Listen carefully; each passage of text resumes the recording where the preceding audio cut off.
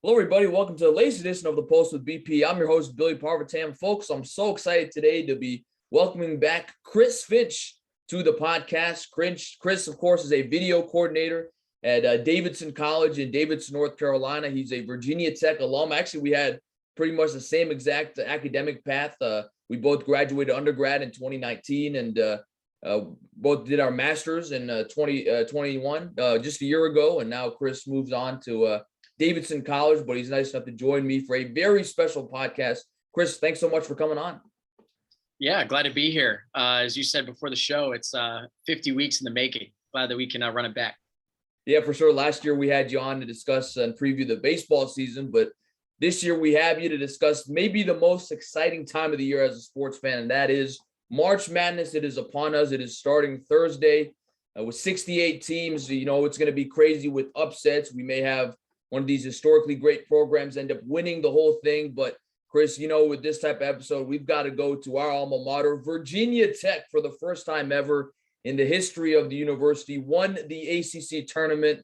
I mean, what an incredible run. They started 2-7 in the ACC. By the way, this was a team coming into the year many people thought were easily going to be a tournament team. They were top 25 in the preseason polls, but they struggled in conference, went 2-7, and then you know, you win a game at Florida State, that kind of steamrolls things. You win 12 out of the last 14 games, the NCAA tournament. You beat Clemson on a Darius Maddox buzzer beater. You beat Notre Dame, North Carolina, Duke. The last two games really not by, I mean, it wasn't close at all. And then, of course, that Duke game was Coach K's last ACC tournament game. I mean, what an incredible run. And just, I know we're both proud of our alma mater, but especially for you, I was curious, how did you feel watching all this happen for the school, and also from a distance since you were at Davidson this year? Yeah, so first of all, it was super weird watching games that were played in Castle from my television and not in Castle itself, because I had been pretty much in Castle or in the control rooms in Castle or in Lane for the last 5.5 years. So that was really weird.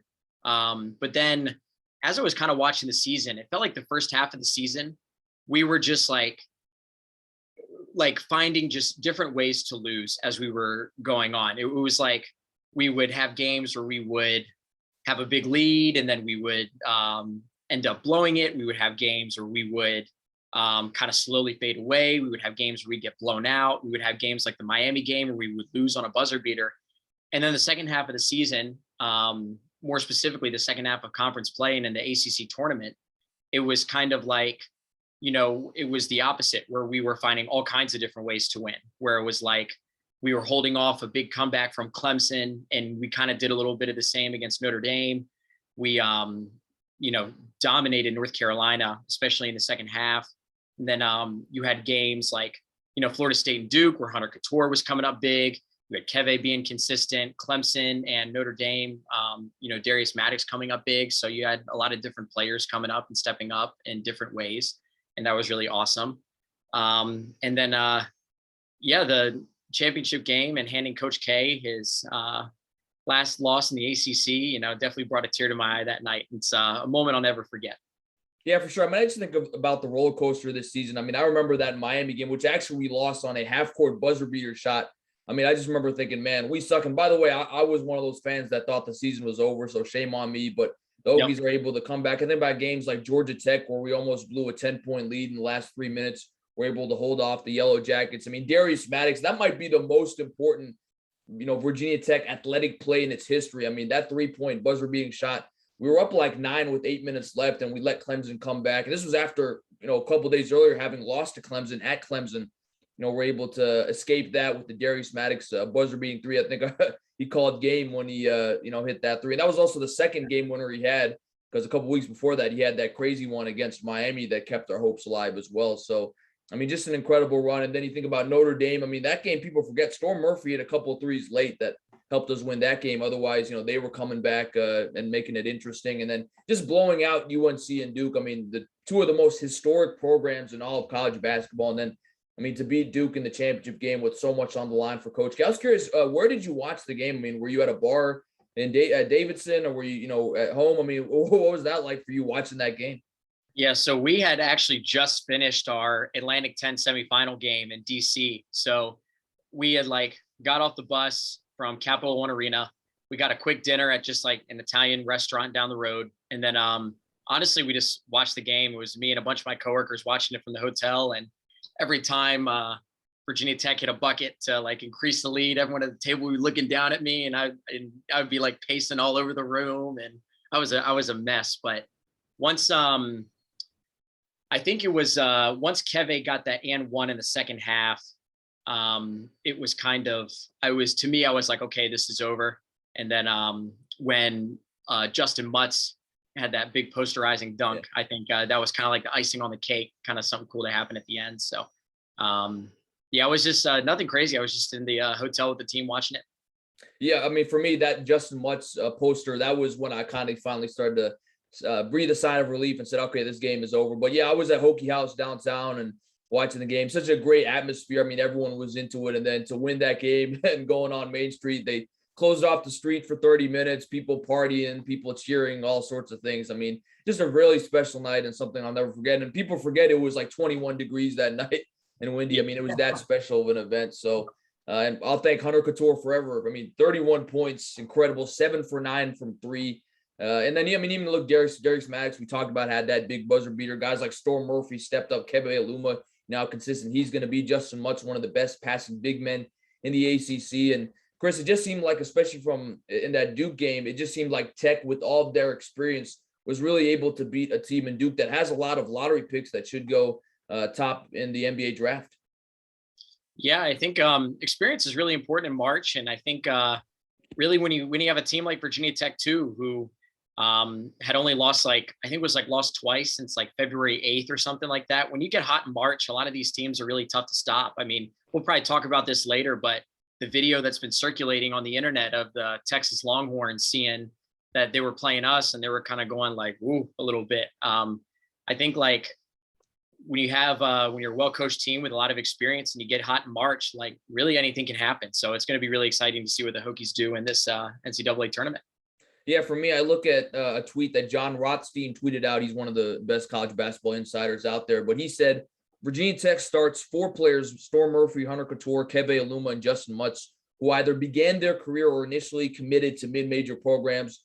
Duke started 5 first-round picks, and we ended up beating them. It wasn't even close, 15 points, 82-67. I mean, just an incredible game, and certainly something that we'll all remember forever. And that's kind of where I want to go with Chris. And we'll get in here to this in just a little bit and actually picking the game and picking the rest of the bracket. But how much of a letdown do you think it would be for Virginia Tech if they do, in fact, lose early in the tournament or even lose later down the road? I mean, everyone talks about the fact that we've made 5 consecutive NCAA tournaments. Again, if you take out the fact that COVID happened in 2020, that canceled the tournament. But really, other than our senior year when we lost to Duke in the Sweet 16, we haven't won a game in any of the other 4 years. I mean, I know really we should be satisfied given that they won the ACC tournament. By the way, I don't think they would have made the tournament being an 11 seed if they hadn't beaten Duke in the ACC title game. But I know we should be satisfied about that. But is any part of you like, man, if we lose to Texas or even if we lose second round, it is kind of a letdown given just how much hope and really how they finished the season in the conference tournament? Right. I will say I really do hope that we win this game, given how like both our own like kind of biased people and the national media are like, oh man, a buzzsaw is, going to Milwaukee and it's going to knock off 6-seeded Texas. And, that's probably some serious bulletin board material for those guys. So I really do hope that they take care of business. I definitely I do agree with you that I don't think we would have gotten in unless we beat Duke, because we got in as an 11 seed at like factoring in a Duke win. So it's hard to believe that, we would have, with a loss to Duke, we would have gotten in, but I guess, we'll never know, thankfully. But I think winning the ACC for the first time in school history will kind of maybe dull the pain a little bit if we lose. But I think there will be an element of, if we do lose to Texas, I think there will be an element of, okay, in Mike Young's, 2 NCAA tournaments, losing to the Florida Gators in a, close overtime game last year, in a COVID year, and then, following up with a loss to Texas. I think, that would kind of be the next step. Like, okay, we won the ACC. Now let's, see if we can get a team together that's capable of making a deep run into the tournament. Yeah, Virginia Tech, the lowest seed as an ACC tournament champion since NC State all the way back in 1987 under Jim Valvano. And I think it would be a letdown if we lost to Texas, because I've seen commentators like Seth Greenberg and Jay Bill say, if you switch 6 and 11, if we were the 6th seed and Texas was the 11th seed, no one would say anything because we are the better team. So I think it's pretty important that Tech wins at least this first game. Again, to at least just give us some diversity. I mean, it's nice to make the NCAA tournament, and I don't think many people are expecting us to win it all, unless you're, of course, maybe a little bit crazy. But I do think, yeah, we got to win one game at least, make it a little bit more sweeter to show people that, hey, we weren't just satisfied winning the AC tournament. We actually wanted to go to March Madness and make an impact on the big tournament. I also want to ask you, Chris, because you are a DC sports fan just like me, and I'm curious, where does this rank in terms of your favorite team's accomplishments? And people might hate me for saying this. And look, I love Virginia Tech. It's the alma mater, but I would still rank it second behind the Nationals winning the World Series in 2019 because, well, first of all, I'm actually, unlike you, you actually, kind of, when you were growing up, you had some sort of a connection to Virginia Tech. I remember you talking about how your first memory was that UVA game a long time ago. I didn't really have a connection to Virginia Tech until I came to Blacksburg. So, I grew up a Nationals fan. I mean, I remember those terrible seasons in 08 and 09 when they won 58 games. To see them the way they did, kind of similar to Tech. I mean, 19-31, they ended up coming all the way back to win the World Series, beat the Astros in 7 games. Bumpy roads lead to beautiful places. We all remember Davey Martinez saying that. But, I mean, they won the World Series. Virginia Tech, give them a lot of credit. They won the conference championship. If they won the NCAA tournament, that would certainly be number one. But for me, it's still second behind the Nats. What about you? Yeah, I'm kind of in that same boat. I think that Nationals, my dad and I watched a lot of Nats games together and stuff like that. So I think kind of having the familial connection a little bit kind of made that Nationals World Series a little bit sweeter. And kind of to your point, winning the conference championship is great. And I'll probably put Nats World Series number 1, Virginia Tech ACC Championship number 2, Washington Capitals World Series Stanley Cup final, probably at number 3.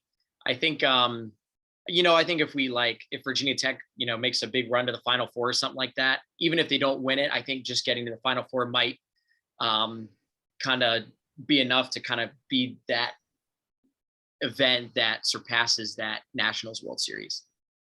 For sure. And, a great discussion about Virginia Tech. We'll talk more about them as we pick our brackets here. And of course, very happy for our alma mater finally winning the AC tournament for the first time in school history. But let's go to the team that you work for now, and that is Davidson. I mean, Davidson won the regular season A10 championship. Now, they lost, unfortunately, in the conference tournament to Richmond in overtime, but nonetheless, they did make the tournament. They're a 10 seed facing number 7 seed Michigan State with Hall of Famer Tom Izzo in the first round, but 27-6 overall, Chris, 15-3 in the conference. So for, many of our audience who, of course, will be Hokies fans who don't know Davidson like the way you do, how would you describe Davidson's season? Yeah, so going into the year, we were actually predicted to finish 6th in the Atlantic 10.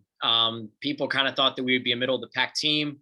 We were losing kind of our core 3 guys. Kellen Grady went to Kentucky. Carter Collins went to Murray State, and Bates Jones is backup big man over at Duke. So that, losing those guys, people were like, okay, that's a lot of experience leaving. That's a lot of scoring that's leaving. But a lot of guys kind of stepped up in a really big way. So first of all, Hyun-Jung Lee is incredible. He should be kind of on everybody's radar for the NCAA tournament. And then we got some, both from the transfer portal and just through great coaching and player development, really had some guys step up in a big way, starting with Luka Brykovic, who was projected to finish in the second team All A10 and ended up being the Atlantic 10 Player of the Year this year, was a huge jump there. Michael Jones increasing his scoring average by nearly 6 points per game from last year to this year. And then we'll probably get into this when we get into the Michigan State Davidson matchup, but getting Foster Lawyer, who was averaging 4.5 points a game at Michigan State, wasn't really a great fit. He had a great relationship with Tom Izzo and those players, but it just wasn't working out. So we decided to transfer, see if maybe he just needed to change the scenery. And of course, now he leads Davidson in scoring with 16.5 points a game, just north of Lee, who was averaging 16.2 or 16.3, something like that. But those 2 guys are kind of running our offense. So once, so our first 2 games, our first 3 games, we actually started 1-2. We won our season opener against Delaware, went to San Francisco, played in Oracle Arena, the Chase Center, and lost to San Francisco. And then we went to the Myrtle Beach Classic and lost to New Mexico State, ended up being 2 tournament teams. But a lot of people were kind of like, man, we really might be kind of a middle of the pack Atlantic 10 team this year.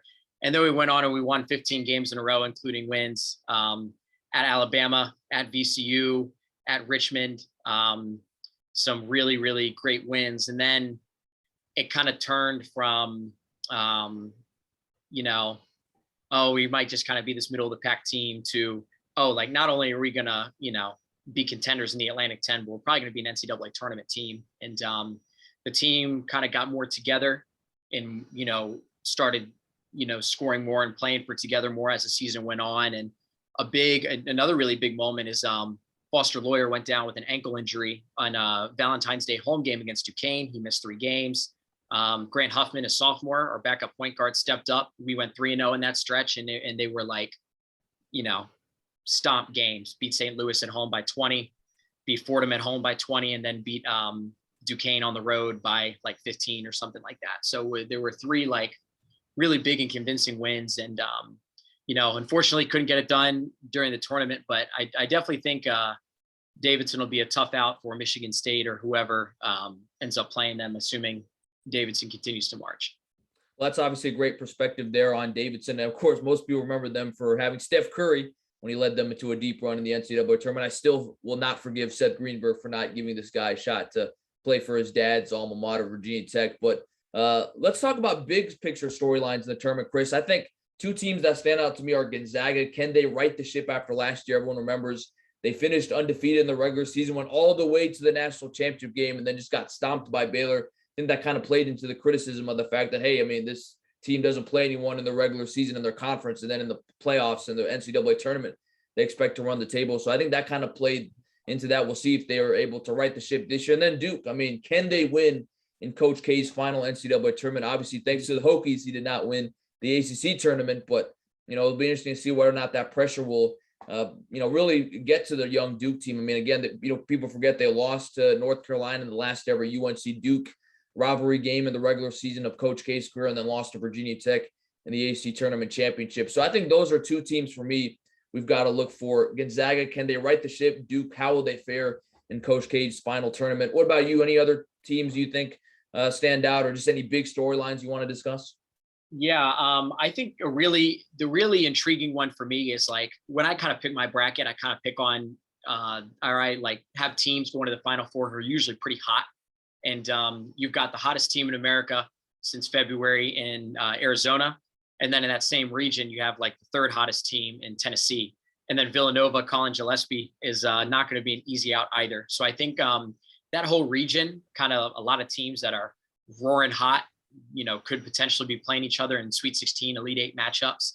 I think that's going to be a lot of fun. And I think too, when you kind of take a look at the West region, you have so many 600 plus win coaches in that region. You have Gonzaga, Mark Few, Mike Krzyzewski at Duke, Bob McKillop at Davidson, Tom Izzo at Michigan State.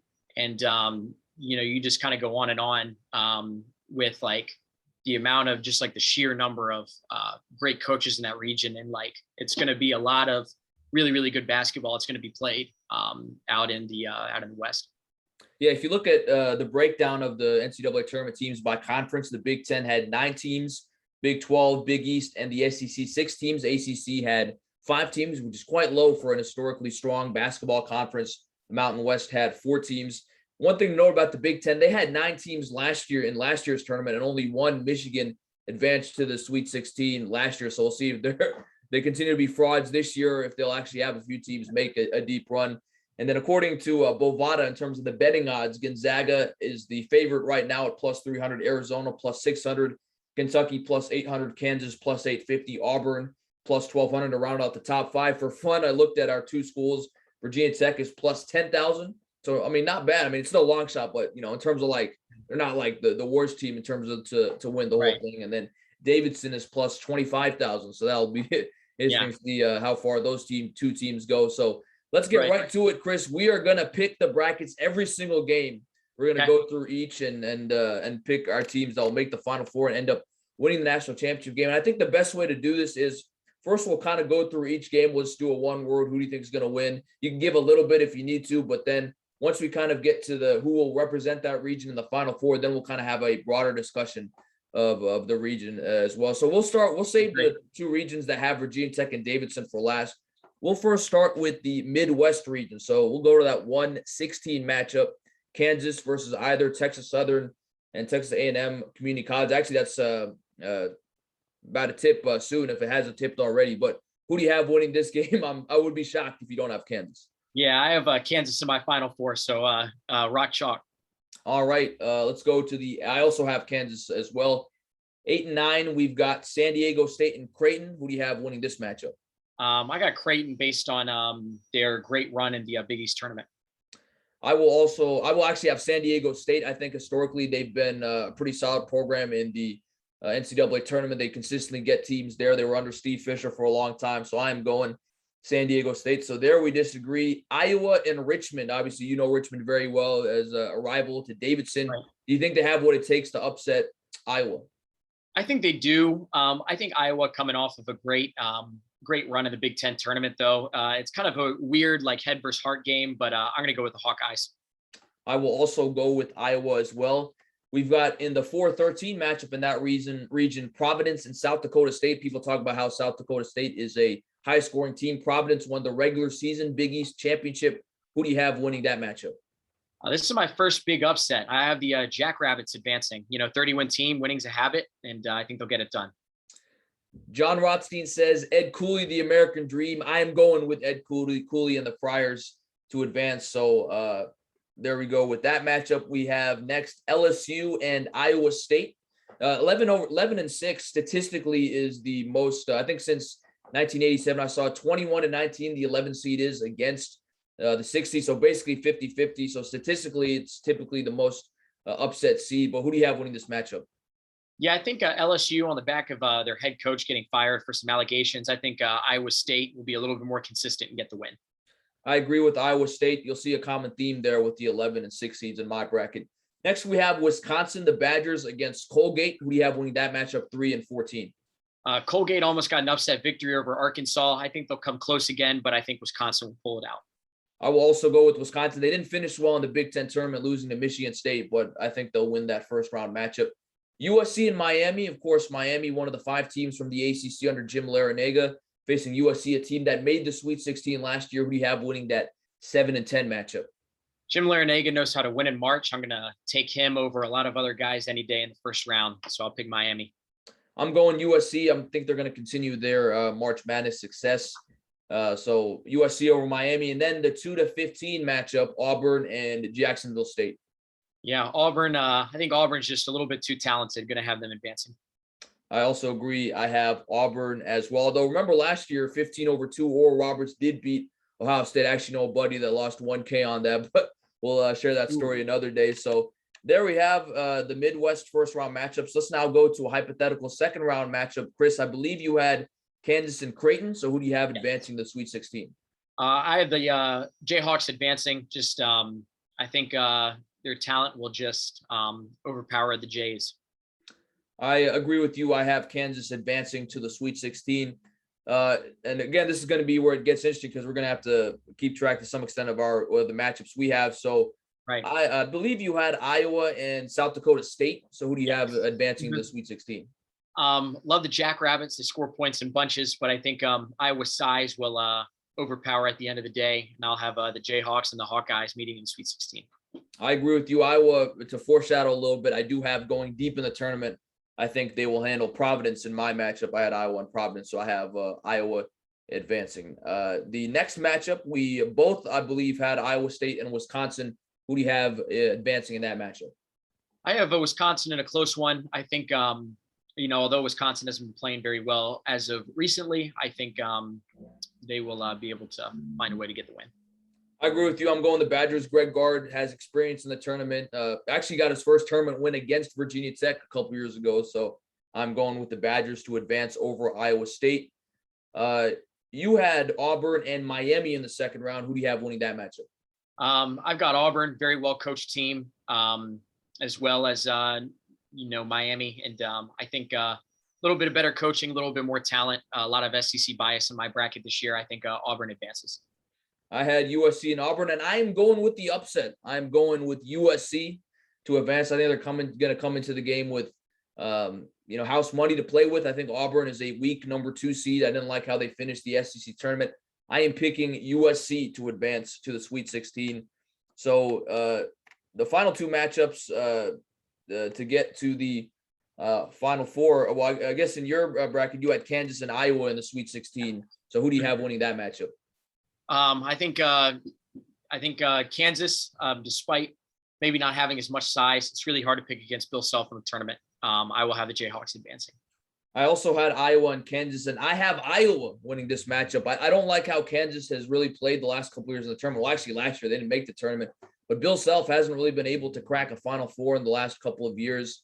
So I am going with Iowa. People forget Bill Self hasn't won since Mario Chalmers hit that big shot back in the day. So I am going with Iowa. And then the other matchup, you had, I believe, Wisconsin and Auburn. Yes. So who do you have advancing there? One team has Jabari Smith Jr. and one doesn't. So I will be going with the Auburn Tigers. I am going with Wisconsin. I think they will end USC's Sweet 16 run there. I will have the Badgers advancing. So in your Elite Eight, and this is to go to the Final Four from the Midwest region, you had Kansas and Auburn. So the 1 and 2 seeds matching up. Who do you have winning that matchup? I think kind of like what you alluded to a little bit ago. I think Kansas will kind of shake off a little bit of their woes that they've had kind of at this stage in the tournament in years past, and I think they'll advance to the Final Four. I had a Big Ten matchup, Iowa and Wisconsin. I'm going with the Hawkeyes to advance to the Final Four. I mean, I love what they've got with Bohannon, and they've got the Murray brothers as well. That again, they really are coming in on a hot streak, having won the Big Ten tournament. So I am going with Iowa to advance to the Final Four. So Chris has Kansas. I'm going with Iowa as the 5 seed, making it out of the Midwest region. I mean, just a big picture as you look at this region, Chris. I mean, do you think Kansas has a pretty easy road, or do you think there's a team that could end up busting the brackets? What's your thoughts on the Midwest region? I mean, the Midwest region, I think, is really loaded from top to bottom. And I think there's a lot of landmines for a lot of these top seeds in the first round, like Colgate, a team very capable, along with South Dakota State, of pulling an upset. Both teams like to score. And then Creighton, a very hot team right now. Richmond had to beat the number 1, number 2, number 3 seeds in the A-10 to win their Atlantic 10 title and go to the tournament. So you have a lot of teams that have been winning in bunches lately. They score in bunches, and a lot of them are, teams that haven't lost much throughout the year or are hot right now. So I definitely don't think it's going to be some easy road for Kansas to get to, or for Kansas to get to the Final Four. But I do still think that, even with all things considered, they'll buckle down and get it done. Yeah, I was going to go with you. If I wasn't picking Iowa to go to the Final Four, I might pick Richmond to upset them in the first round. I mean, I just love the way they played in their conference tournament. Like you mentioned, the top 3 seeds they knocked off. And you always, I think, as a Virginian, want to root for the Virginian teams. But man, I just love what the Hawkeyes are doing right now. I mean, they've got Bohannon, they've got Murray. According to Seth Greenberg, one of the best analysts on ESPN, in my opinion, he could have a Kemba type tournament. We all remember that 2011 NCAA tournament where Kemba just showed why he was the best player in college basketball. They're the Big Ten conference champions, and then get this, they beat Purdue in the Big Ten final after Purdue had swept them in the regular season. That shows you, by the way, how tough it is to beat a team 3 times. What kind of like what Virginia Tech did to UNC, by the way, in the AC tournament. But I just really like Iowa in the Midwest region. So we'll see what happens. So again, to recap, Chris has Kansas advancing from the Midwest. I have Iowa. Let's now go to the South region. We've got the number 1 seed Arizona playing the number 16 seed Wright State or Bryant, depending on who wins the first 4. Do you have Arizona getting upset? I do not. Arizona. I also have Arizona advancing in the 8-9 matchup. We've got Seton Hall and TCU. Who do you have advancing in that matchup? Seton Hall's a tough team, but TCU is pretty hot, coming off wins against Kansas and believe they upset Texas in the Big 12 tournament. Right. So I'm gonna go with TCU. Yeah, I'm going with TCU. I think the Big 12 was the best conference, even though they didn't have as many teams. I thought they had the most talented teams, and I think the teams that will go deep in this tournament. So I'm going TCU as well. Next in the 5-12, we have Houston and UAB. Everyone remembers Houston made the Final Four last year, lost to Baylor. Chris, do you think they'll advance out of the first round this weekend?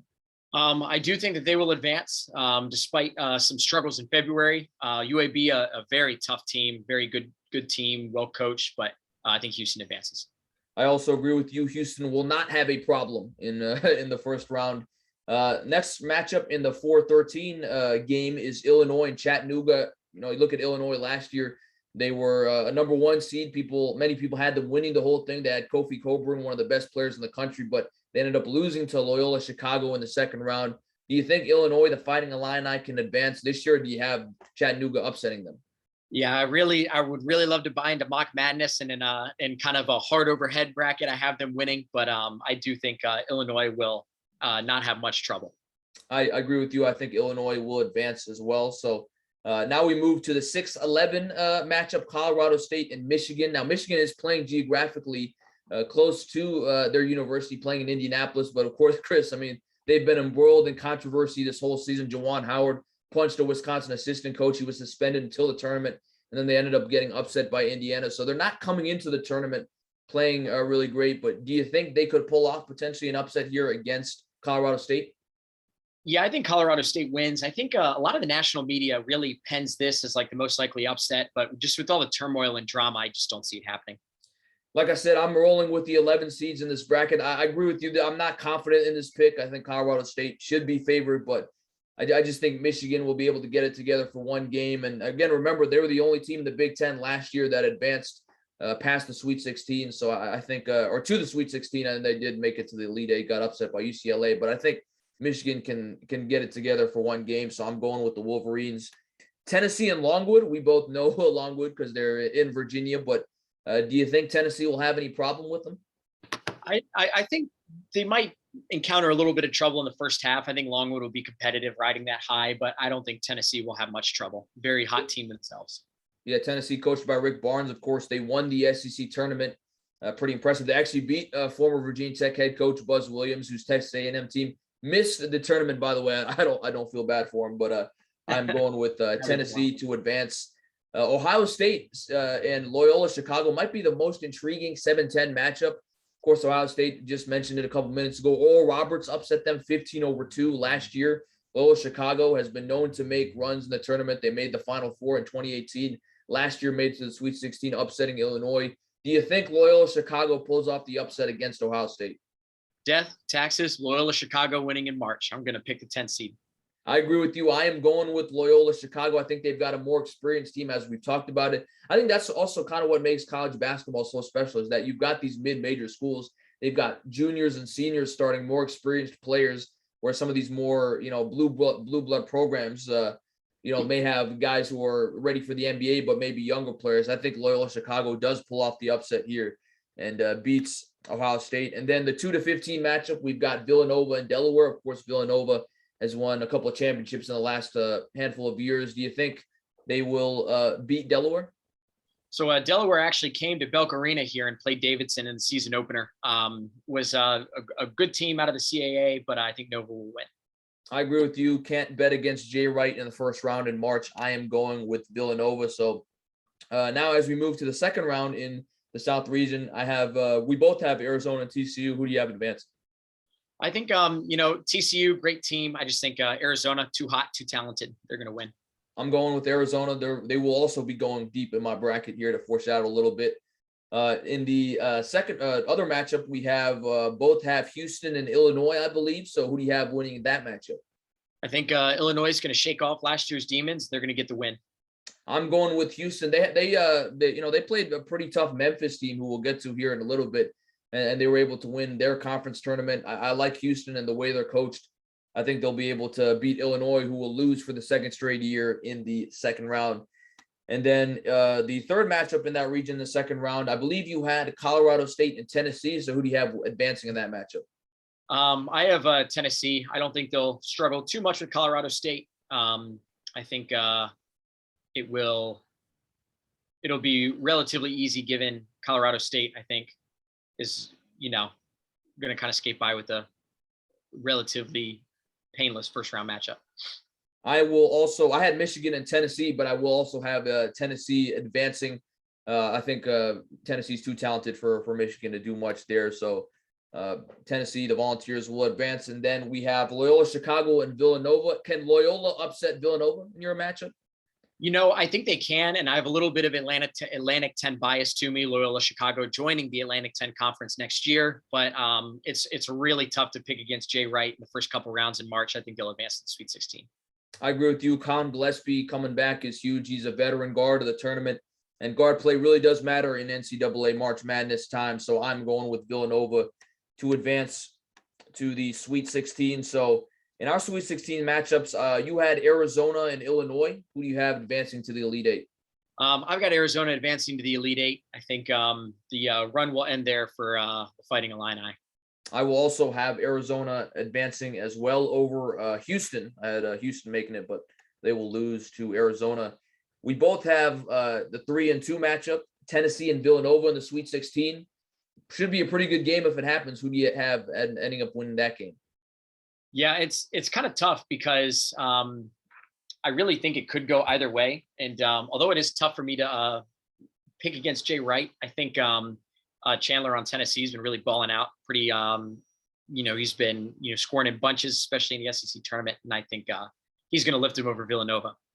I'm going with Villanova in my matchup. I like the way that they were tested in the Big East tournament. They had to come back against St. John's and then beat Creighton in a very close matchup to advance in their tournament. So I'm going with Villanova. Again, two great coaches, but I think Jay Wright has the edge there. So in the Elite Eight, you had Arizona and Tennessee. Who do you have advancing to the Final Four? It's tough. So I kind of alluded to it a little bit in the kind of we were discussing big picture things that Arizona, hottest team since February, Tennessee, third hottest team since February. I am pretty SEC biased. I think Tennessee has been a little bit more battle tested all year in the SEC. Winning games, for instance, at Kentucky, beating Auburn, and then basically running through the SEC tournament with, pretty little resistance with the exception of that game against Kentucky in the semifinals. So I think them being, battle tested will prepare them a little bit better for a really, really talented and deep Arizona team. And I think Tennessee will advance. I have Arizona and Villanova in my Elite Eight, and I'm going with the Arizona Wildcats, baby. I think, people are talking about, they were 31-3, 18-2 in the Pac-12, which has, so many solid teams that are in this tournament. I just feel like Arizona, for some reason, is kind of a little bit under the radar, even though they're a 1 seed coming into the tournament. I believe they will advance to the Final Four. So there you go. Chris and I, in one of the Final Four matchups, I have Arizona and Iowa. Chris, you have Tennessee and Kansas. So I think we have a good mix here so far. So we're halfway done with the bracket. Let's now move on to the West region, where your Davidson Wildcats will be a part of, and we'll save that matchup for last. But of course, let's go to the 1-16 matchup. I'm not even going to ask you about that. Gonzaga is going to win this game. I'm sorry if you're a Georgia State fan, but Gonzaga is going to win that game. Duke and Cal State Fullerton, the 2-15 matchup. We all remember Duke's been upset, as a high seed a couple of times in recent memory. Mercer beat them a couple years ago. Lehigh, that was a 15-2 matchup. So we know Duke, is facing a lot of pressure again with it being Coach K's final year. Do you think they get upset by Cal State Fullerton? No, I think Duke will win.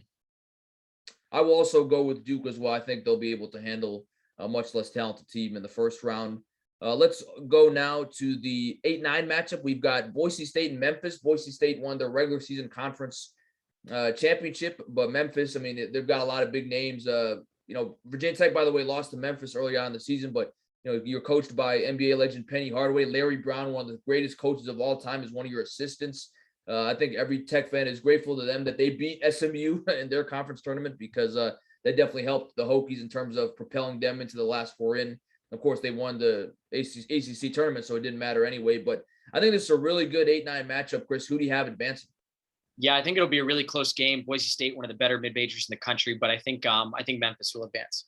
I agree with you. I'm going Memphis. I really like the way that they're coached, and they played well in their tournament. They ended up coming back against Houston, lost the game, but They fought back when they were down 15 in the second half to close it to like 5. So I like Memphis going into this game.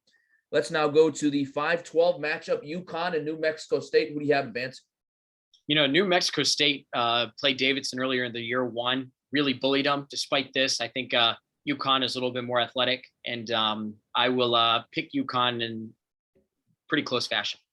I also agree with you. UConn, we all know traditionally has been a pretty tough out in the NCAA tournament. I have UConn holding off New Mexico State. Let's now go to the 4-13 matchup, Arkansas and Vermont. Who do you have winning that game? I think Vermont comes close to the upset every year, pretty much almost every year. And I think they're going to get it. Arkansas almost upset by Colgate last year. I think they're going to trip up, and I think Vermont's going to get the win. I'm going with Arkansas. Like you mentioned, they almost got upset last year. I think they'll be a little bit more on guard for this game. They have Final Four potential. I don't know if they'll make it, but I think they'll make it out of the first round. So I've got Arkansas advancing. I think this is a pretty interesting matchup here, Chris. 6-11 matchup. You've got Alabama, who, really last year put everyone on notice that they're not just a football school. Last couple of years, they've had a good basketball program, playing the winner of the Rutgers Notre Dame game. I guess this kind of depends on who you think wins that game, but who do you have advancing this matchup?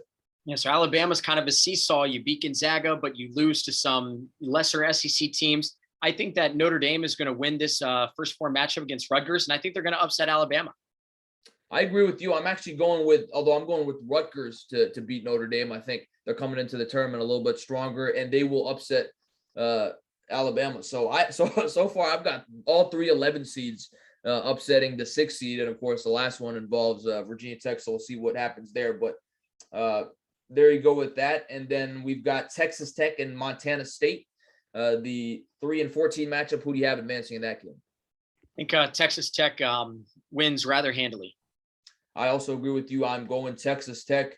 And we saved the best one for last. Michigan State and Davidson, your school that you work with right now. Of course, Michigan State led by Tom Izzo, who even when they've been lower seeds, they've been able to make deep runs in the tournament because he is such a great coach.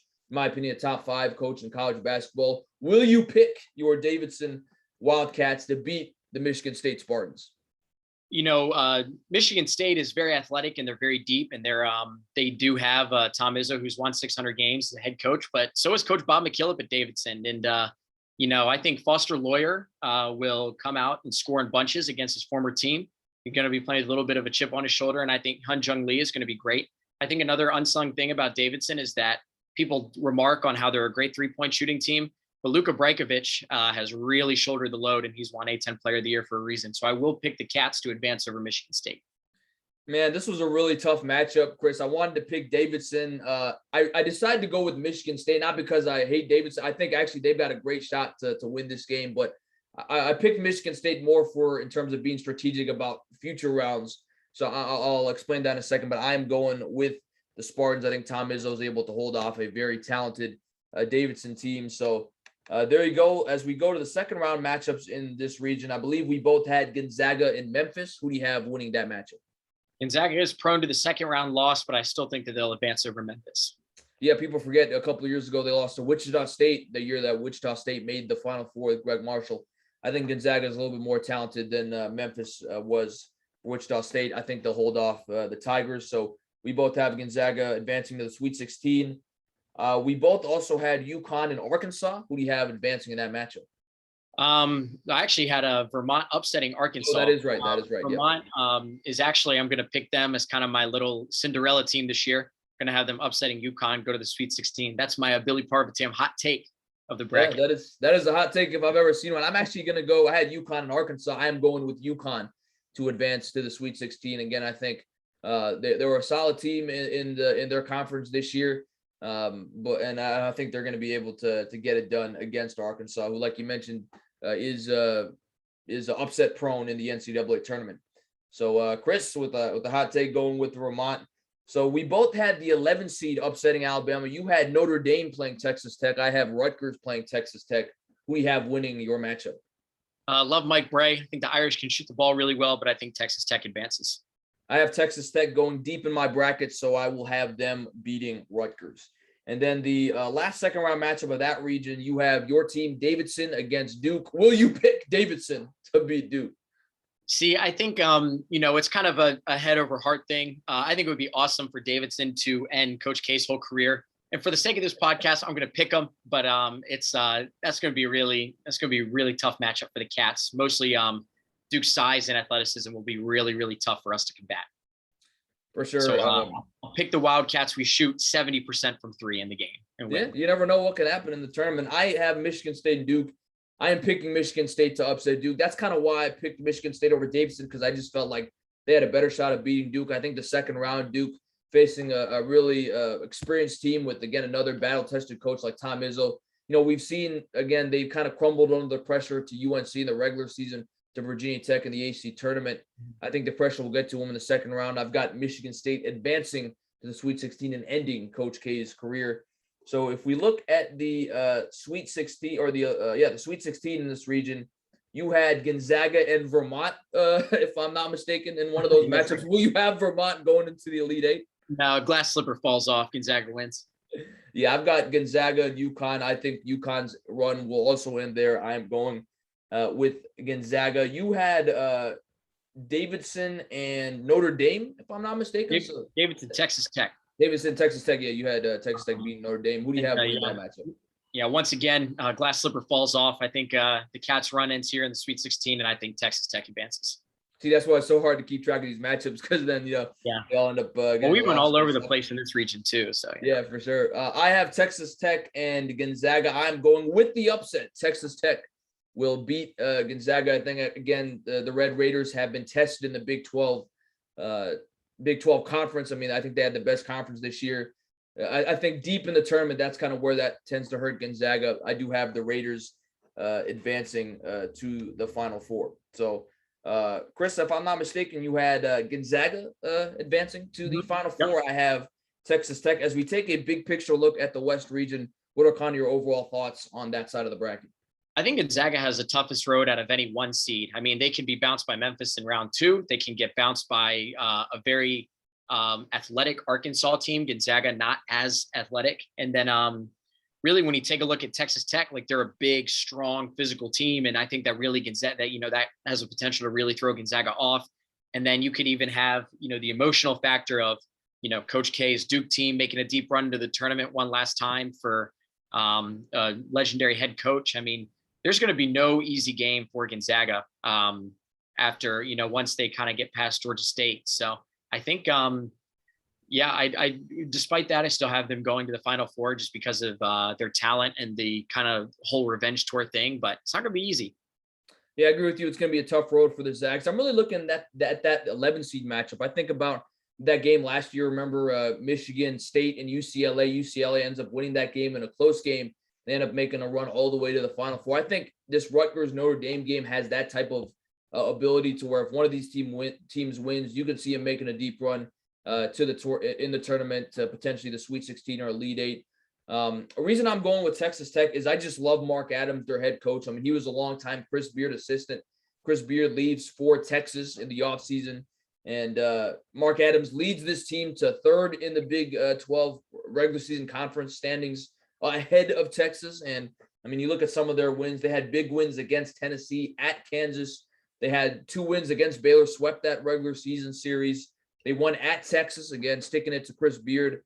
They had 2 losses to Kansas, one of them in the conference tournament, but the other loss was in double overtime. So this is a team that has played their conference very, very tough. They're a tough matchup. That's why I think Texas Tech is going to advance to the Final Four. Really love all they're doing. And we'll see if this year they can end up pulling something off, because remember, unfortunately, when UVA beat them a few years ago, that was in overtime. So they very well easily could have been a champion already. But Chris has the Zags. I have Texas Tech advancing to the Final Four out of the West. And now, at least in my opinion, we saved the best region for last, because Virginia Tech is in this region. But we'll go to the East now, Chris. We have Baylor taking on another Virginia school in Norfolk State. Again, we love the Virginia connection, but I think I'm speaking for both of us.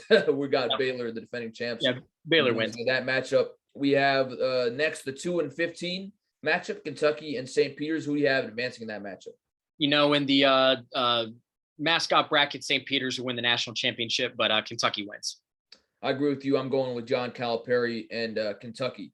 In the next matchup, 8-9, we've got, I think, two really well-coached teams. You've got Hubert Davis, North Carolina, taking on Shakka Smart and Marquette. Nice to see Shakka Smart make it to the tournament in his first season with Marquette. We'll see if he can actually have success similar to what he did with VCU back in the day, as opposed to with Texas. They weren't able to win an NCAA tournament game in his tenure. But do you think Marquette will advance over North Carolina? I do think that they'll advance. And you're kind of the 11 seed bracket. I'm the 9 seed bracket, picking all 4 9/8 matchups. I love how Shaka's kind of revitalized Marquette after Buzz Williams left, and I think they'll get the win. I'm going with UNC because of one name, Brady Manick. I mean, this guy is just unbelievable to watch. He's kind of like, I mean, I'm not saying he is Larry Bird, but he plays like Larry Bird. He's a 6'9" guy who can really stretch the floor. He can shoot the three. I mean, I was scared going into that Tech UNC going to be able to stop Brady Manick. I think Keve Alum and Justin Mutz did a great job guarding him. They got him in foul trouble. I think Brady Manick's the key to potentially UNC going on a deep run of this tournament. I have them advancing to the second round.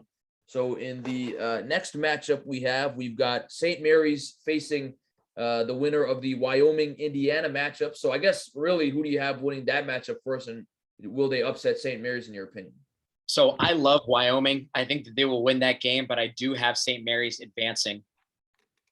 I also agree with you. I have Wyoming beating Indiana. I think Mike Woodson's done a good job in his first year, but Wyoming, has been a really good scoring team. I think they're going to be able to beat Indiana, and I have actually them upsetting St. Mary's.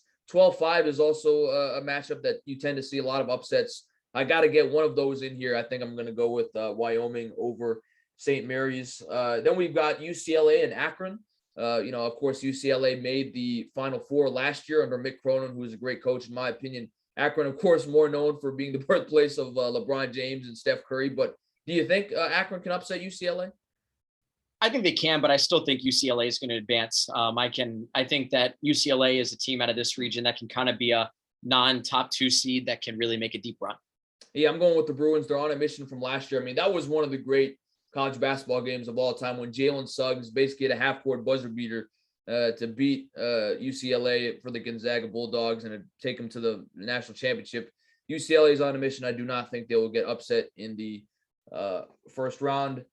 We got Purdue and Yale. I mean, Yale, you talk about them. They've been a team that has the Ivy League has really been known to upset teams. I think it was Yale a couple years ago that beat Baylor and kind of in the same matchup, 3-14. Purdue, they're one of the most talented teams in the country, Chris, but they really, I think, were sliding at the end of the season, lost to Iowa in the Big Ten tournament final. Do you think Yale has what it takes to upset Purdue? I mean, it's tough to pick against the Ivies in March. They're kind of known for big upsets, but I don't think that this will be the year this year. I'm rolling with the Boilermakers. Yeah, I'm going with the Boilermakers because they have the size. Matt Painter is one of the best coaches in the country. Don't get me wrong. I would love to see Yale win selfishly if Tech ends up playing them, but I think Purdue's size is going to end up being the advantage here. I'm going with Purdue. 7-10 matchup. We've got Murray State and San Francisco. Who do you have winning that matchup? You know San Francisco because Davidson did play them in the regular season.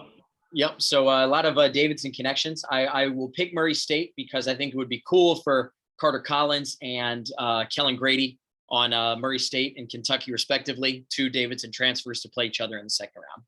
Yeah, I was going to go with Murray State. They've got some great scores as well, so I agree with you there. Murray State will beat San Francisco, and of course, save the best matchup for last. Virginia Tech, the 11 seed against the Texas Longhorns. Chris, Longhorns down. We've been hearing it all week. Do you believe the Hokies knock off the Longhorns? Yep, I think the Hokies are going to continue the hot streak, finally shake off the first round woes and get a tournament win. I agree with you. I mean, people just, I think the nationally don't realize how deep this Hokies team is. I mean, Storm Murphy, Sean Padula, you've got, shooters like Darius Maddox and Hunter Couture. You've got the big guys like Keve Aluma and Justin Mutz, a great coach in Mike Young. I mean, this is a very well-rounded Virginia Tech team. That's why I think, honestly, they're probably the most talented team, maybe even slightly more so than the team our senior year that made it to the Sweet 16, lost on a Med Hills tip. But I'm going with the Hokies. So I have all 4 11 seeds advancing to the second round. So there you go with that. You said you had all the 9 seeds, so I think a little bit of a flavor here for our audience. So if you look at the second round matchups in this region, we both had, I had Baylor, North Carolina. You had Baylor, Marquette. Who do you have winning your matchup? I have Baylor, too big, too strong. battle tested in the Big 12. Going with the Bears.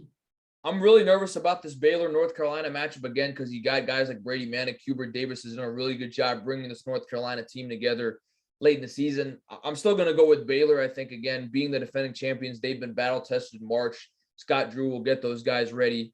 I'm going with the Golden Bears to beat North Carolina, but it will not be an easy matchup. You had St. Mary's and UCLA in your second matchup. Well, who do you have winning that game? Yeah, like you said earlier, UCLA on a mission. I'm going to pick them. I agree with you. I'm going UCLA. We both had Murray State and Kentucky in our second round matchup in that region. Who do you have winning that game? I think Kentucky, too many shooters on the floor, a little bit more size as well. Despite Murray State being able to score, I think Kentucky's going to advance. Yeah, Kentucky's got the size. Again, John Calipari, he just finds a way to get his one and done guys to play well in the tournament. I actually think that's kind of what separated him from Coach K in terms of tournament success recently. I'm going with Kentucky.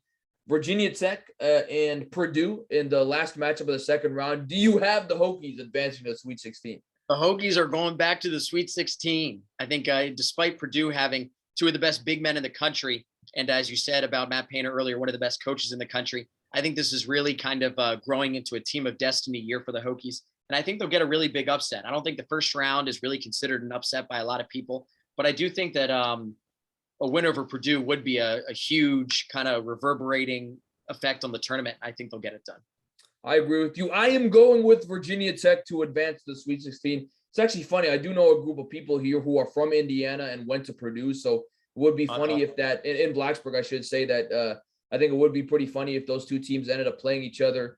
I've been listening to guys like Seth Greenberg and Jay Billis all week saying, if we end up getting to a second round against Purdue, we've got the type of shooting and the type of scores that could really make it difficult for Purdue, who, again, I think really slid in the later part of the season. They're one of the most talented teams, but they lost to teams like Michigan State on the road. They lost to Iowa in the Big Ten tournament, a team that they had beaten twice this year. I don't think they're playing well. I think they're playing bad at the wrong time, subpar. And I think the Hokies have what it takes to advance to the Sweet 16. So how about that? Both me and Chris are going with Virginia Tech to go to the Sweet 16. We both have Baylor and UCLA in the first of that Sweet 16 matchup of that region. Who do you have advancing? I think the mission kind of ends right there for the Bruins. I'm going to have Baylor marching on. I also agree with you. I have Baylor advancing to the Elite Eight in their quest for a second consecutive championship. Virginia Tech and Kentucky. Does the dream end here for the Hokies? I mean, this is a really tough matchup. You talk about Kentucky's size. Chris, are you going to pick the Hokies to go to the Elite Eight? No, I really wish I could. I think if I was still wearing VT colors and in the building every day and kind of feeding off this emotion and stuff like that, it'd be easier. But I think, the run of destiny is going to end here. And I think it's going to kind of be in similar heartbreaking fashion to the Duke one a few years ago, our senior year. I think Kentucky goes on. I agree with you. I mean, look, I would love to be wrong and Virginia Tech win the entire thing, but I'm not going to lie, made this bracket from the standpoint of I'm participating in a couple of pools where, there is a couple of bracket pools where there is money involved. So I'm like, if I want a shot to win that money, I might have to go with Kentucky here. But don't get me wrong, I would love for Tech to make a deep run. And by the way, I think they have with the scores and with the balanced team that they have, I think they could make some noise. But I'm going with Oscar T. I can't say his last name, but with Kentucky, 6'9". He's going to be too tough to handle, I think, with that size and Keve Aluma. So Keve Aluma is going to have a tough time guarding him. So unfortunately, I'm going with Kentucky. But I really hope, and I know you are the same, I hope we're wrong about that. I hope Tech can win the whole championship if it's within their reach. I want Tech and Davidson in the Final Four, man. Bring it on. Yeah, that'd be great. So we both have Baylor and Kentucky in our Elite Eight. This would be a great matchup if it happens. By the way, if Tech ends up making the Sweet 16, it would be in Philly. So not too far for Hokie fans if they ended up wanting to go. But, of course, in this matchup, Baylor, Kentucky, who do you have winning? I think I have Kentucky in what a lot of people would probably consider a pretty significant upset, even though it's a 1-2 game. I think player that comes to mind, Ty Washington, is somebody who's, I think, stepped up for the Wildcats as of recently. And I think Calipari is going to get back to the Final Four. I'm going with Baylor in my matchup. I think, again, they've got the core of the team together. The group that really took that team to the national championship last year. I think they're more experienced than Kentucky. John Calipari, like we talked about, has coached, one and done guys, younger guys typically. I think Baylor's experience will end up propelling them to the Final Four. So there you go. We've gone through the whole bracket, and now we're at the Final Four. Chris, I had, for people's refresher, on one side of the bracket, a Big 12 rematch, Texas Tech and Baylor. On the other side, I have Arizona and Iowa. So if you look at by seeds, 2 1 seeds, a 3 seed in Texas Tech, and then a 5 seed in Iowa. For the viewers, remind us of your Final Four. Yeah, so I have a 1 seeded Gonzaga coming out of the West, taking on number 2 seed Kentucky out of the East. And I have 3 seeded Tennessee out of the South, and Kansas, the 1 seed coming out of the Midwest. So 2 1 seeds, a 2 and a 3. Yeah, a pretty good mix. I typically feel like more likely than not, 2 1 seeds, I think, is a safe bet in terms of like projecting before the tournament.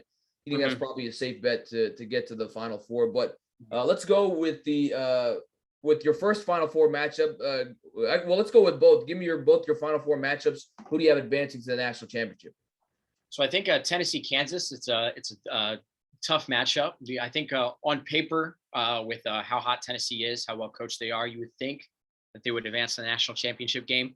I think Bill Self is going to shake it off, and I think Kansas is going to get back into the national championship game on the back of a couple of their All-Americans. I think Christian Brown is going to put together a really good tournament run and bring a little bit of that swagger. And I think the Jayhawks are going to advance to one final.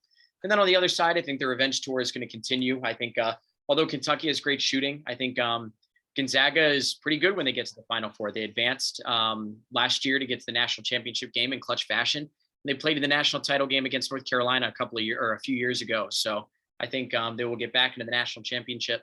And I don't know if we can spoil it, but I do have them beating Kansas and finally getting that elusive national championship win.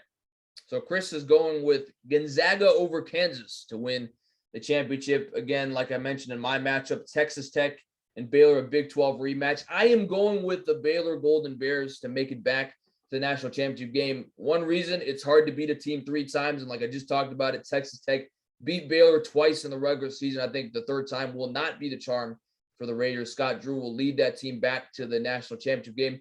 By the way, if Baylor was able to somehow repeat, it would be the first time since 06-07 when Billy Donovan was coaching the Florida Gators that we would have a repeat champion. But I have Baylor returning the national championship. I have in my other Final Four, Arizona and Iowa. I'm going with the Wildcats of Arizona to advance to the final. I think, again, their dominance of the Pac-12 is going to really showcase itself in this NCAA tournament. And I think they will beat, 5 seed, it's not necessarily a Cinderella team. And again, Iowa's a great program, but I think Arizona will end a great story that Iowa will put together in the NCAA tournament. So I have both my 1 seeds making it, Baylor and Arizona, kind of like how you did. Now I'm going with the Arizona Wildcats to win the national championship. They will upset Baylor's quest for a repeat championship, 2nd in a row. I actually looked this up, Chris. The last time Arizona won the national championship was 1997. They ended up beating Kentucky, who had just won the year before. They stopped their bid for a 2nd straight. I think history will repeat itself. What's the math? 25 years later? Yeah, because I was born in 97. So 25 years later, history will repeat itself. Arizona will win the national championship. I just love Benedict Marthuni. I think he's a lottery pick. He's going to really showcase himself in the tournament. Christian Koloko is one of the best centers in the country. And again, they're great defensively. They were the Pac-12 champions, 31-3 overall, 18-2 in the conference, and they will ultimately be crowned the champion on April 4th. So there you go. Chris is going with Gonzaga to right the ship of last year's championship loss. I am going with Arizona to win for the first time since 1997. Chris, I think just to recap this whole conversation, I think it's pretty close to a 0% chance we're going to get a perfect bracket. I'm sure we'll get a lot of upsets. We'll get a lot of picks wrong, but man, it just shows you just how great March Madness is. And I think especially with Virginia Tech, being a really interesting team going into the tournament. You've got Davidson as well that you're rooting for. I mean, when your alma maters, or in your case, the school that you work for is in the tournament, just makes it that much more special. And I think that's just what makes March Madness so great. Yeah, I think I've never I've gone to NCAA tournament games as a fan, but I'm actually going to be on the baseline shooting for this Michigan State game, getting to see Tom Izzo in person alongside Bob McKillop is going to be kind of a surreal experience. To really legendary coaches. Coach McKillop, one of the best mid-major coaches of all time. And I think, and to your point about, a lot of picks right and a lot of picks wrong, is like, we have like totally different Final Four picks. Like, there's not one region where we're alike or we like have the same one. And I think that really speaks to this NCAA tournament field more than ever, having just so many teams that can make a run and win it. And then you have so many like high Power 5 seeds. You take a look at Rutgers, Notre Dame, Virginia Tech. Then on the other side, you have Iowa State, Loyola Chicago, Chattanooga, TCU, like teams like them that can, make kind of big Cinderella runs. And it's what you love about March. Yeah, it's a good point. We do not have the same Final Four. We have different teams altogether. So one of us, hopefully, will be right between the 8 teams that we picked. Hopefully, we got a couple ones right in the Final Four. Chris, I think what's also so cool about the tournament, I think it's cool and also it's kind of annoying, is that people who don't even watch college basketball can participate in the March Madness bracket, and honestly can be pretty successful. I mean, more often than not, if you pick the higher seeds to go deep, I mean, typically that's what happens a lot of times. And you got all these office pools people talk about. So I think that's also something that's really, really cool to see, is that people that are even the casual fans will get involved. They do all kinds of things like the coin flip bracket or best mascot, like you were talking about earlier. So that's what makes March Madness so special. I do want to ask you, because you just talked about, you're going to be at the first round game, which I believe is in Greensboro, correct, for you guys? It is Greenville, South Carolina. Greenville, South Carolina. Yep. So not too far. What can you kind of give us the schedule? Like, what's kind of how are you preparing for that, and what's going to be kind of your schedule, going into this weekend? Yeah. So tomorrow, I'm going to spend most of my day on the kind of pre-NCAA tournament hype video Wednesday. The bus is leaving. The team bus is leaving on Wednesday. I'm not going until Thursday, so I can kind of film their practice on Thursday / shoot around. Actually, well, they'll practice Thursday. They'll shoot around Friday. So I'm going to take a company car with one of my coworkers. We're going to drive down Thursday afternoon, get to Greenville for practice at night, eat dinner afterward with the support staff, wake up the next morning, wake up Friday morning. We don't tip off until 9:40 p.m. So we have a lot of time to kill. So probably just relax in the morning, maybe get caught up on some stuff. I'll have that March Madness pregame video done by probably Thursday afternoon, just circling back on that. But back to Friday, once the afternoon rolls around, I'll go to shoot around, film that, go back to the hotel probably for a few hours. And a couple hours before the game, we'll get on the bus and arrive, warm up, and then we'll play a game really, really late. Well, I was going to ask you, will you have a chance to watch the Tech game? Because that's tipping off at 4:30, so that actually might be cutting close to when you might have to get ready to do your duties with the team. So I think so I'm probably going to be able to watch the Virginia Tech women's basketball as a 5 seed. Right. The women's tournament taking on Florida Gulf Coast. So I'm probably going to be able to watch that at 2.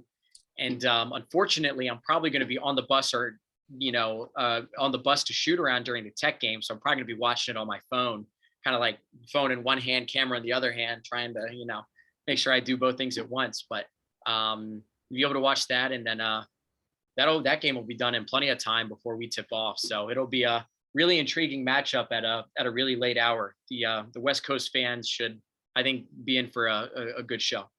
For sure. Chris, you've been so gracious with your time. This has been such a fun conversation. To close out with the podcast, I had kind of like a hot seat pulse. We want to take you, because the podcast is called The Pulse with BP. I want to take your pulse here, ask you a few questions. So are you ready to be on the hot seat and get asked a few different questions?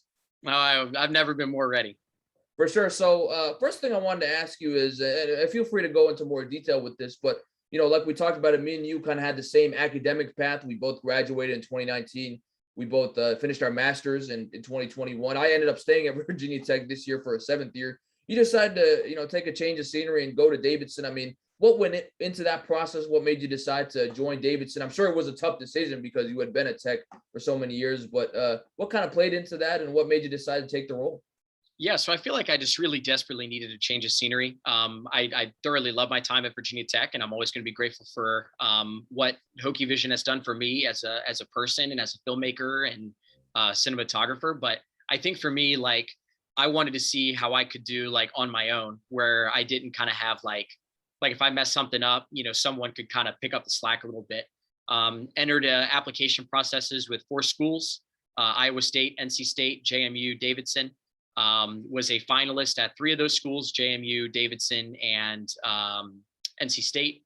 And really just after the first interview at all of those schools, just Davidson's like culture and the way that I got along with them just really jumped off the charts. Joey Beeler is one of the best bosses that I've ever worked for. And I'm really blessed to work with 3 people in my office who are just as great, and Justin Parker, Danny Grillo, and Claudia Close.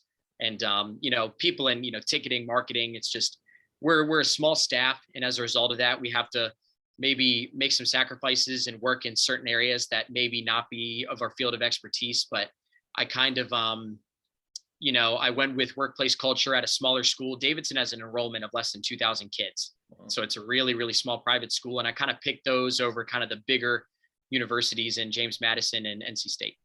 Well, I was curious, don't want to ask you, what are some of the similarities and differences between Davidson and Virginia Tech? And you can take this question any way you want, whether it's the campuses, whether it's maybe places to eat. I mean, do they have a cookout in Davidson? What's kind of some key similarities and differences between the 2 schools? Yeah, so the big difference is, so Davidson kind of has like something that's kind of for everybody. So Charlotte is 30 minutes south. Lake Norman is like 5 minutes north. There are hikes all over the place you can go to. So, it's the hiking scene is pretty similar. Virginia Tech, you have more mountains and it's a lot more scenic. Davidson, you can go south and kind of get some South Carolina mountains that maybe, probably aren't as good, but still Appalachia. But like Davidson, it's like, Blacksburg like is Virginia Tech. Whereas like Davidson is like a very small part of like kind of the greater Charlotte metro area, where you have Huntersville, Cornelius, kind of the whole Mecklenburg County. So it really couldn't be more different than Virginia Tech has an undergrad population of like 33,000 kids, public school. Davidson's a small school founded by the Presbyterians shortly after World War II. And it's like, shortly before World War II, I apologize. And the Civil War, what am I saying? But my coworkers are going to watch that and I'm going to get destroyed. But it was founded shortly before the Civil War, small Presbyterian school, less than 2,000 kids. And really the only reason why we were on the map, like to begin with, was because of Stephen Curry kind of, coming to the school and making us popular. So kind of a long-winded answer, but that's kind of what I got. That's awesome. And during your time with Hokie Vision at Virginia Tech, you covered so many Virginia Tech football and basketball games. Do you have a favorite Virginia Tech football game that you covered and a favorite Virginia Tech men's basketball game that you covered?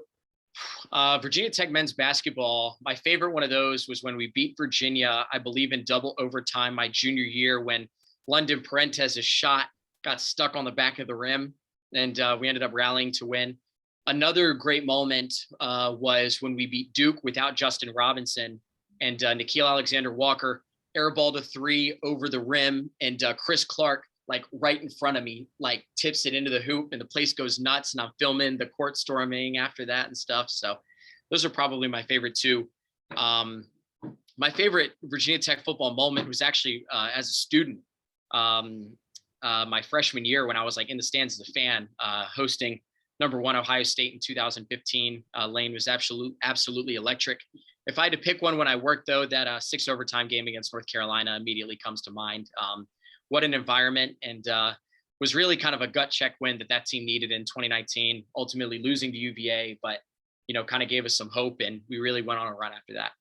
You took the words right out of my mouth in terms of the 2 basketball games. That's what I always tell people. And of course, Seth Allen in that double overtime game hit the game winner for the Hokies there. That was kind of the year of Seth Allen. And then football, the 6 overtime game is great. I'm also going to go with our senior year against UVA. What a game that was. We won that game in overtime. That big throw to Dalton Keene from Ryan Willis, Stephen Peoples fumbles the ball, but somehow it's picked up in the end zone. And then obviously we get Bryce Perkins to fumble in overtime. We end up keeping the Commonwealth Cup. I'm glad the Commonwealth Cup didn't end while we were undergraduate students. So very happy for that. And of course you brought up a great one there with the 6 overtimes. I'm curious, what is the best March Madness tournament game that you've ever seen? This can be any, not just Virginia Tech, but any game. Is there one that stands out to you in terms of best March Madness tournament game you've seen? Yeah. Does this have to be like I like went to as a fan, or like anything? Oh my goodness.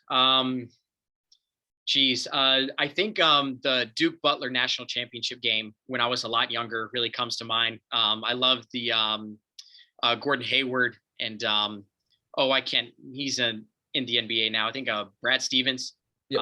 who was coaching at Butler then, and then Hayward's half court heave at the very end of the game, just going off the iron. And another one that comes to mind is Wisconsin ending Kentucky's 40-0 campaign. I forget what year that was, but I remember watching that.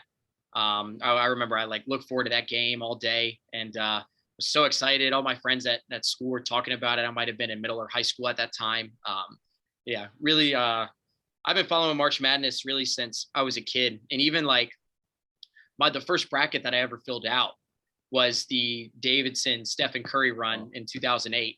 So it's kind of funny, we kind of come full circle, and now I'm at Davidson, and we're about to hopefully make another NCAA tournament run as a 10 seed as they were in 2008. I remember watching the game where we played against Wisconsin in Ford Field, and we just drilled them. So probably I would say those three. Yeah, and the one game I would add is Villanova, North Carolina. I mean, Chris Jenkins, the buzzer beater. And people forget Marcus Page made an incredible shot before to tie the game, and we just don't remember that because Jenkins hit the buzzer beater. So I would say that the Gonzaga UCLA game where Jalen Suggs hit that buzzer beater was also fun. And you did mention that you've been to a couple of NCAA tournament games as a fan. So which games have you been to, and just how do you describe that experience? So me and two friends of mine, one of them Ben Anderson, a fellow ComVT graduate, now working in the Virginia Tech football video office. So shout out to Ben. But me, him, and another one of our friends went to Pittsburgh to watch Radford and Villanova and Virginia Tech and Alabama. And unfortunately, result of the game wasn't what we wanted it to be, but getting to see Colin Sexton play live was pretty awesome. I thought, and Avery Johnson, going absolutely ballistic on the sidelines, Alabama head coach at the time. So I think both of those were things that I'll never forget. And so we were originally seated in the nosebleeds, way up. And then after the Villanova game, a whole bunch of people left because pretty much the whole arena was Villanova fans. So we sat in the lower bowl for the second half. We sat next to this Virginia Tech heckler who was saying, progressively worse things about Colin Sexton, and eventually had to be escorted out. So that was memorable in a completely different way, but all in all, a good experience up in PPG Paints Arena in Pittsburgh. Two final questions for you, Chris. My first one is I would be remiss without asking you this question because we literally just got the news a couple days ago. But what are your thoughts on Tom Brady unretiring? Oh, he lasted 40 days in his retirement, and he ends up coming back and saying, I am coming back with the Bucs next year. We have unfinished business. And by the way, I mean, Tom Brady just knows how to suck out the news. I mean, he first retired during Super Bowl Sunday, that week leading up to Super Bowl week. And then he announces on Selection Sunday he is coming back. So 40 days, I guess he saw the gas prices and decided he need to come back to work. That's kind of the joke I've been seeing. But what are your thoughts on Brady unretiring? Do you think he has a chance to lead the Bucs to another Super Bowl? I mean, I'm never going to bet against Tom Brady. I mean, I'm not a fan of him personally, but he just always he always finds a way to be in the mix. So he's in a mix. He's in the mix in the playoffs, and he's in the mix on the news, and he always just kind of finds a way to stay relevant. So I definitely think he can. I don't think he will, but I don't know. We can maybe put that on Old Takes Exposed when he wins. But the news didn't really surprise me. I thought it was surprising that he made it. 2 months after. My favorite meme from it was Tom Brady was a family man for 2 months and said, "Hey, forget this. I'm going to come back and play some football. I'd rather be tackled by 300-pound linemen." So, ultimately not too surprising, but I don't know. We'll see. I think he needs to end out on top for him to be satisfied. I agree with you. I mean, I never really bought that he was retired because he always said he wanted to play till 45 and then kind of had this wishy-washy decision to retire. I think he's got a chance to win the Super Bowl. I mean, again, because he's playing in the NFC, you look at the AFC, they've got all the great young quarterbacks, Josh Allen, Lamar Jackson, Justin Herbert, Patrick Mahomes, Joe Burrow, whereas really in the NFC, you've got the Rams, you've got the Packers with Aaron Rodgers, although they just gave him a boatload of money. We'll see if they can even kind of make the move necessary to keep some of their key pieces. The Niners, I mean, I think if they trade Jimmy G and start Trey Lance, they're going to be in even worse shape than they would be without Jimmy G for next year at least. So, I mean, look, it's Tom Brady. I think he's got a shot. We'll see what happens. And finally, Chris, this is a question I try to ask everybody, and I think you have a great perspective on this because you are a college football fan. Again, like me with the Hokies. Do you think there's a way to fix the problem in college football of parity? I mean, I think what's the great thing about college basketball is you've got, all these teams in the March Madness tournament, so much geographical diversity. You really feel like even if a team like Virginia Tech can't make it all the way and win the championship, they're able to really make a run because of the experience, because a lot of these mid-major, smaller schools have seniors that can really help them experience-wise make a deep run in the tournament. College football, especially since the implementation of the college football playoff, you got really a couple teams, Clemson, Alabama, Ohio State, you sprinkle in a few other teams that have really been in the mix, and everyone else, like a Virginia Tech, has been on the outside looking in. Do you think there's a problem? There's rather a solution to solve the problem? Like, is there any way to legislate parity, or are you with the mindset, look, those schools have the best players, they're going to continue to recruit the best players. It's up to schools like Virginia Tech, make it, take it. You want to beat those teams, you've got to find a way to recruit those players and eventually beat them. Yeah, I think it's kind of the second point that you made, where, I mean, you're just going to kind of have to find a way, because especially with NIL, like, all of those schools are just going to, flat out have more marketability. The Ohio States, Alabama's, Clemson's, Michigan's, of the world are going to, recruit at a high level at all times. And, you're not going to have changes in your recruiting sphere, kind of to reference Mike Young's ACC championship win, until like you kind of go and you take out the big dog one time, and then maybe, you start getting those recruits coming in. But I think like NIL is just going to make it more difficult in college football. And I feel like there's just not as many blue blood college football programs as there are college basketball programs, where in college basketball, you have kind of 2 or 3 teams in every conference where you can kind of go like, yep, like they're going to be in it every single year, or they're going to, be relevant every single year. Whereas like football is like, ACC, you have Clemson, SEC right now up at the top, you have Alabama, Georgia. And then like, there are a lot of like other good teams, but, Alabama and Georgia, are the only, teams consistently making the college football playoff. Big Ten, you kind of have a little bit more, but it's tough to, the gap is just, I don't know, it's too high. I would really struggle kind of on the spot to think of a way to legislate parity.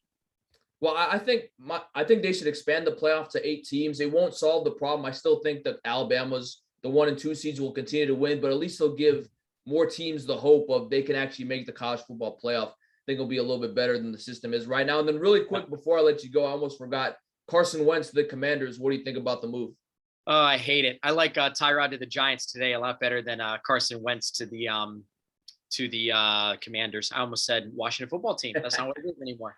Yeah, I got to get used to the new name. But, maybe, Wentz, might have a couple more weapons than he did in Indy. I mean, Indy was kind of the Jonathan Taylor show. But I think I definitely don't like the move. I feel like this might be kind of like the last stop in his career before, if this doesn't work out, before he really kind of descends into irrelevancy. I hope I'm wrong, but I think it's another bad move by Dan Snyder and that front office of the Commanders.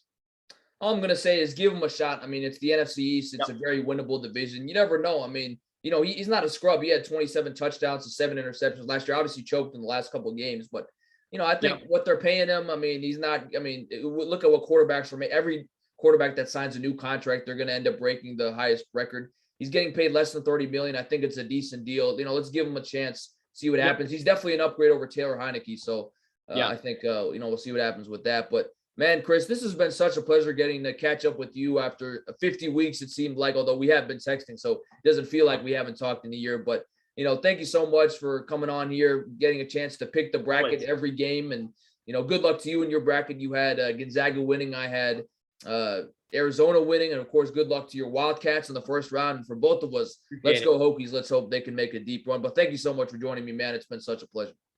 Yeah, thank you for having me. Always, I love talking sports no matter what it is. And, it's always good to kind of catch up with a fellow Virginia Tech alum, especially with someone like you who has kind of been kind of on that same trajectory throughout kind of our academic careers. For sure. Well, thank you so much to Chris Finch for joining us, video coordinator from Davidson College and Virginia Tech alum. Thanks to everybody for joining us as we picked the March Madness bracket. I had a chance to talk about teams like Virginia Tech and Davidson. Go Hokies, go Wildcats. Good luck to everybody on their brackets. Enjoy March Madness when it starts Thursday. Thanks so much for everybody to joining us on the latest edition of the Pulse with BP. Again, for Chris Finch, I'm Billy Parvatam. Thanks a lot, and we'll see you next time.